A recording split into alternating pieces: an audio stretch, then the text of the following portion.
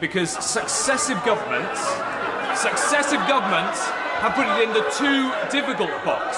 Hello and welcome to WatchMojo UK, and today we're going to be looking at the top 10 times politicians were caught in 4K. Of course, I'd rather you supported West Ham. Before we begin, we publish new content every day, so be sure to subscribe to our channel and ring the bell to get notified about our latest videos. For this list, we're going to be taking a look at the times where British lawmakers got exposed doing things they really shouldn't have been. Got a favourite political scandal? Drop us a comment down below and let us know just what. Number 10, Gordon Brown forgets his mic is on. Prime Minister Gordon Brown was hitting the campaign trail hard back in 2010 ahead of the impending general election. Why am I still being taxed at 66-year-old? During a televised interview, he was repeatedly heckled by a 65-year-old lady. But the Labour leader seemingly managed to sweet-talk her before ending the interview and heading to his car.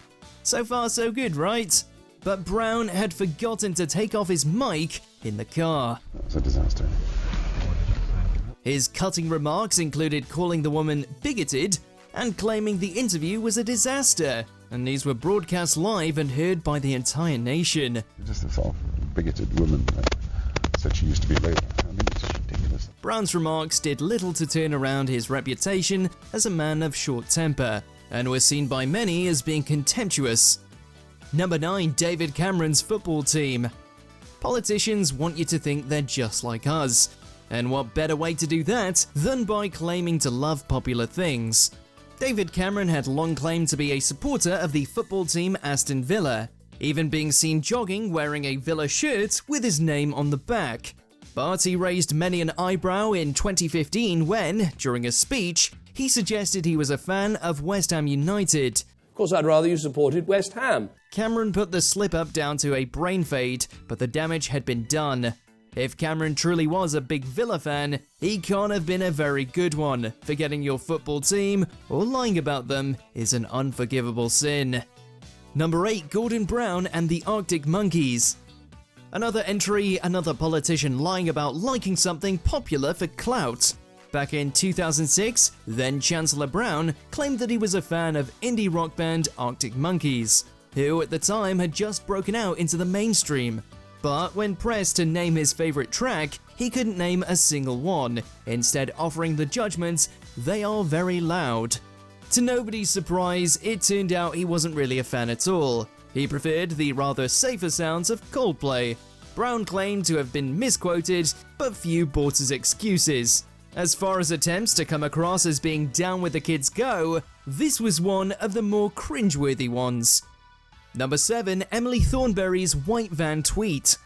When Labour MP Emily Thornberry tweeted "image from Rochester," accompanied by a photo of a white van parked outside a house decked with England flags, she probably wasn't expecting to lose her role in the shadow cabinet as a result. But that's exactly what happened. To many, the tweet came across as snobbish, with the upper-class elite politician from wealthy Islington seemingly mocking the working-class lifestyle and playing up to the stereotype of the loutish white van man.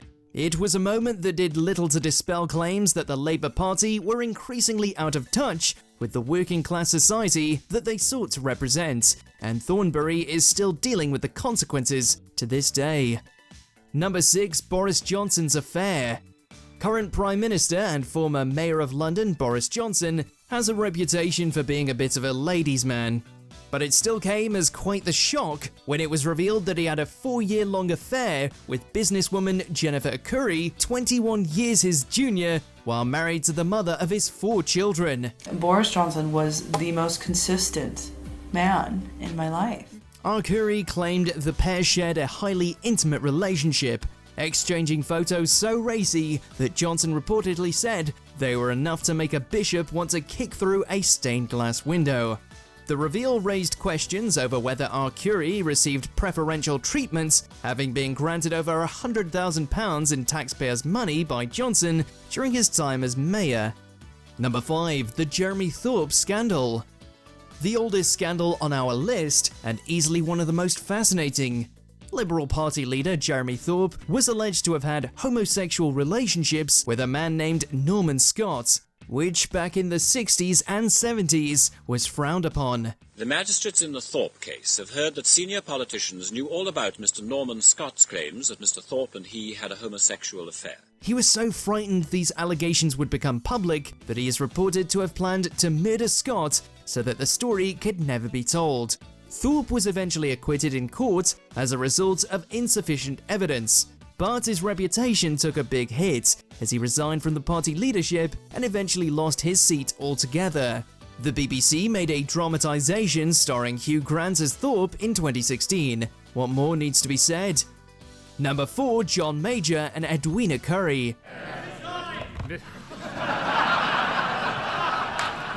down, please.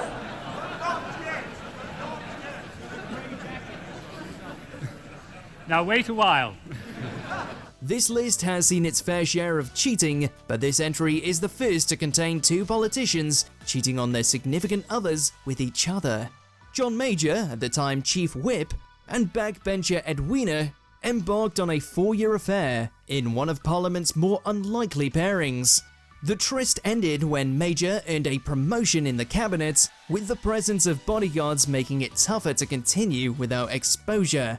The affair was never caught and only became public knowledge when Currie revealed it in her 2002 memoirs. Major admitted his embarrassment about their liaisons, while Currie felt quite the opposite, admitting he was the love of her life for some years after their affair had ended. Number 3, David Cameron's daughter in the pub. If you're launching a new scheme for troubled families, try not to leave your 8-year-old daughter behind at the pub on the same day. British Prime Minister David Cameron and his wife Samantha left their 8-year-old daughter Nancy in a pub. David Cameron unfortunately did not get that memo, as he and wife Samantha left the Plough Inn in Buckinghamshire without their daughter Nancy. The Camerons only realised that Nancy wasn't with them when they got home, at which point they rushed back to collect her. A mix-up over lifts was given as the reason as to why Nancy was left behind, but that wasn't enough to pacify the criticism being thrown at the Prime Minister. As Plough Insider told The Guardian, "It's frightening the Prime Minister can forget something so important as his own daughter." You said it. Number 2, Keith Vaz's escorts. Long-serving Labour MP Keith Vaz was left red-faced after the Daily Mirror revealed that he had been paying male escorts for drug-fueled liaisons, despite being married with 2 children and the head of the parliamentary committee in charge of vice and drugs. Recordings showed Vaz engaging in sexually charged discussions with numerous sex workers, telling them we need to get this party started, and offering to cover the costs of narcotics brought to his house. Vaz stepped down from his role on the committee and became noticeably quieter on the media circuit after the revelations became public knowledge.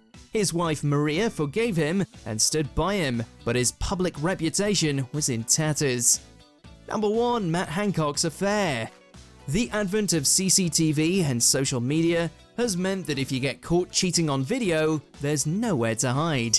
Health Secretary Matt Hancock became front-page news for all the wrong reasons when he was captured passionately kissing his parliamentary aide, Gina Coladangelo, in his office. Both Hancock and Coladangelo, who knew each other from their time at Oxford University, were married to other people at the time.